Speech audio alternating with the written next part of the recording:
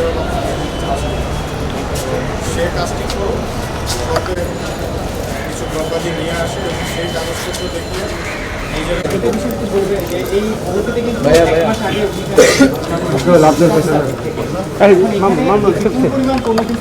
আজকে RAB 7 STI এবং নির্বাহী ম্যাজিস্ট্রেটের সমন্বয়ে মোবাইল কোর্ট পরিচালনা করা হয়েছে এই কদমতলী এলাকার OnePlus নামক একটি কোম্পানির গোডাউন এবং এখানে ফ্যাক্টরি।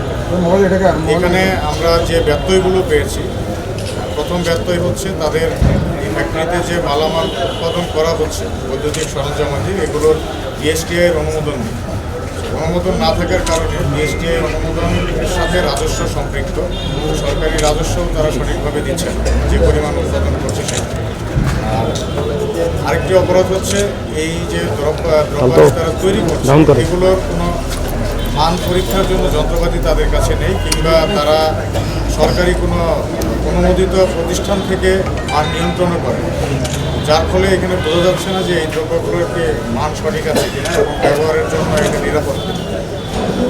এই সকল ঘটনার প্রেক্ষিতে আমরা এখানে অভিযান পরিচালনা করেছি এবং এখানে তাদের বিরুদ্ধে যে রায় শাস্তি ঘোষণা করা হবে এটা আমাদের ম্যাজিস্ট্রেট মহোদয় কর্তৃক নির্ধারণ করা হবে এবং শাস্তি ঘোষণা করা হবে।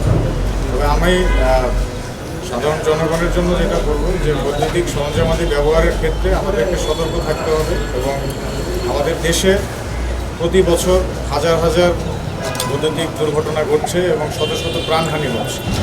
এই প্রাণহানিগুলোকে আমরা সাধারণভাবে একটি দুর্ঘটনা মৃত্যু বলেই আমরা মেনে নিচ্ছি, কিন্তু এই দুর্ঘটনার পেছনে কিন্তু এই নিম্নমানের বৈদ্যুতিক দ্রব্যাদি দায়ী এবং দ্রব্যাদি নিজে দায়ী না, দ্রব্যাদি যারা প্রস্তুত করছে আসলে তারা দায়ী।